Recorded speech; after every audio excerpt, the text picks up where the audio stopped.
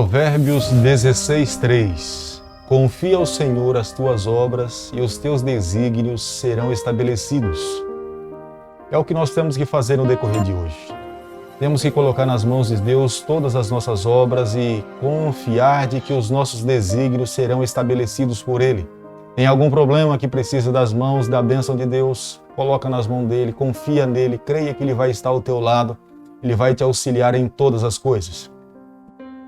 O livro de Romanos tem sido uma bênção para todos nós. Temos aprendido muito como que nós precisamos viver nos dias finais que estamos vivendo. O justo viverá pela fé. E é o que o livro de Romanos nos ensina. Lembre-se que os reformadores, eles usaram o livro de Romanos como base para a reforma. Martinho Lutero, João Hus e todos os outros que participaram da reforma protestante usaram como base o livro de Romanos. E aqui nós podemos compreender perfeitamente Deus mostrando para nós, nos dias em que nós estamos vivendo, qual o valor da vida pela fé em Cristo. Nós fomos salvos em Jesus Cristo. Qual é o papel da lei, qual a importância das obras. Tudo isso realmente esse livro nos ensina como é que nós devemos viver. Eu quero convidar você nesse momento a abrir a Bíblia no livro de Romanos, capítulo 8, verso 1. Agora, pois, já nenhuma condenação há para aqueles que estão em Cristo Jesus. Veja que o apóstolo Paulo aqui ele está falando, agora pois, nenhuma condenação há para aqueles que estão em Cristo Jesus. Nós entendemos perfeitamente que a tendência natural do nosso coração é pender para o mal, é para o pecado. O nosso coração se volta para o que não é bom constantemente. Por mais que nós cuidemos, por um descuido qualquer, os nossos pensamentos, o nosso coração, as nossas ações acabam se voltando para o que é ruim. E o apóstolo Paulo então agora está falando, bom, diante de tudo aquilo que nós falamos, eu quero apresentar para vocês que é estar em Cristo Jesus. A Bíblia, a versão Almeida, corrigida, fiel, ela usa uma conjunção, e eu quero aqui dizer nessa manhã que é uma conjunção conclusiva. Ela fala assim, portanto, agora já nenhuma condenação há para aqueles que estão em Cristo Jesus. Quando ele usa essa conjunção, portanto, logo no começo, o apóstolo Paulo está dizendo, olha, diante de tudo aquilo que nós falamos, diante de tudo aquilo que nós conversamos, eu preciso dizer para vocês, vocês precisam estar em Cristo Jesus.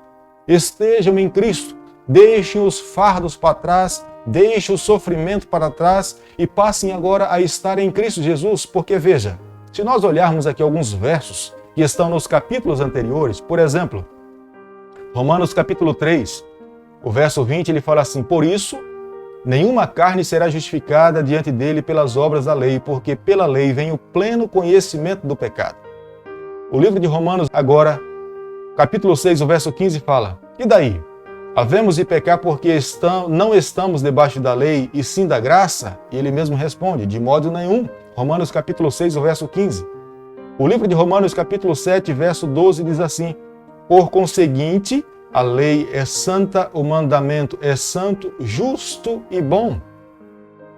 E aí agora então o apóstolo Paulo no capítulo 8, o verso 1, na versão Almeida corrigida e fiel, ele fala, portanto, agora nenhuma condenação há para aqueles que estão em Cristo Jesus. Ele está dizendo, olha, os assuntos que nós tratamos atrás, vocês precisam chegar à seguinte conclusão, é estar em Cristo Jesus. Como é que nós podemos estar em Cristo Jesus? A saída. Esta é a solução. Deixar que Cristo conduza a nossa vida, permanecer em Cristo é o nosso sonho de consumo, é o que mais queremos, é o mais profundo desejo do nosso coração. Essa deve ser a atitude de todo cristão, por mais que a natureza não queira permanecer, mas como cristão, se almejamos um dia receber a salvação, nós temos que lutar para estar em Cristo. O apóstolo Paulo então fala, capítulo 8, verso 2, e a lei do Espírito da vida, em Cristo Jesus, te livrou da lei do pecado e da morte. O apóstolo Paulo está dizendo, é permanecer em Cristo através do Espírito, é deixar o Espírito Santo conduzir a tua vida. É você se tornar tão íntimo e pessoal da pessoa do Espírito Santo que você consiga entender ele falar ao teu coração. Que você saiba que ele está falando ao teu ouvido e você consiga distinguir ele se comunicar com você. E eu creio que nesse momento algumas pessoas então agora começam a se perguntar como é que eu posso desenvolver essa amizade com o Espírito Santo. Eu quero antes disso citar para você o livro Desejado de Todas as Nações, página 671. Ellen White diz que o Espírito Santo fala ao nosso coração através da palavra de Deus. Ele guia o seu povo através da palavra de Deus. Portanto, é o que nós estamos fazendo nessa manhã. É estudando um capítulo da palavra de Deus a cada manhã. É sendo reavivados pela palavra do Senhor. Se no decorrer do dia você ouvir uma voz, que essa voz fale contrário à Bíblia, não acredite nessa voz. Acredite na palavra e na voz que fala ao seu ouvido, que é aquela voz que confirma e que te declara o que Deus está pedindo para você através da Bíblia. Portanto, se você de repente aqui agora nessa manhã, lendo a palavra de Deus, é tocado por uma palavra que está aqui na palavra de Deus, entenda aí a voz do Espírito Santo falando com você. Se você mudar de capítulo, for para um outro livro, e lá aquela palavra tocar no teu coração, entenda, é o Espírito Santo falando com você, tentando mover o teu coração a praticar essas verdades. Por isso, amigo, eu volto a repetir aqui, é o que nós estamos fazendo a cada manhã, estudando um capítulo da Bíblia a cada manhã. Outra coisa, o cristão precisa ter um estilo de vida de oração. Não deixe de orar. Não deixe de dedicar tempo orando ao Senhor, abrindo o seu coração. Até porque precisamos depender e viver uma vida dependente do Espírito. Porque no capítulo 8, o verso 26, a Bíblia fala: também o Espírito semelhantemente nos assiste em nossas fraquezas, porque não sabemos orar como convém. Mas o mesmo Espírito intercede por nós sobremaneira com gemidos inexprimíveis. Veja que o apóstolo Paulo está dizendo que nós, por mais que oremos, nós não sabemos orar, mas temos que orar. Por isso que ele fala que nós precisamos depender do Espírito. É necessário viver uma vida dependente do Senhor, do Espírito Santo, do Deus, o nosso amigo Deus é Espírito Santo. E quando nós então agora entendemos que é necessário viver uma vida de dependência dele, eu abro o meu coração e a minha oração, ele intercede diante de Deus e de Jesus Cristo com gemidos inexprimíveis. No capítulo 8, o verso 26, veja que isto faz com que nós não tenhamos nenhuma condenação. É permanecer em Cristo. Mas não se esqueça, nós precisamos trabalhar em prol de alguém. Quando nós trabalhamos em prol de alguém, nós desenvolvemos espiritualmente, nós crescemos. Na proporção que nós ajudamos alguém a se encontrar com Jesus Cristo, a encontrar o caminho da cruz, da salvação, nós somos fortalecidos, a nossa vida é abençoada. É ajudando alguém que nós somos ajudados. É fortalecendo alguém que nós somos fortalecidos. É salvando alguém que nós somos salvos. Não deixe de trabalhar por alguém. Fazendo isso, eu tenho certeza que nós iremos dar os passos que Deus espera para que nós possamos estar em Cristo Jesus. Mas não se esqueça, nós estamos nesse mundo. Esse mundo tem clamado pela volta de Jesus Cristo. O capítulo 8, o verso 22, a Bíblia fala: porque sabemos que toda a criação a um só tempo geme e suporta as angústias até agora.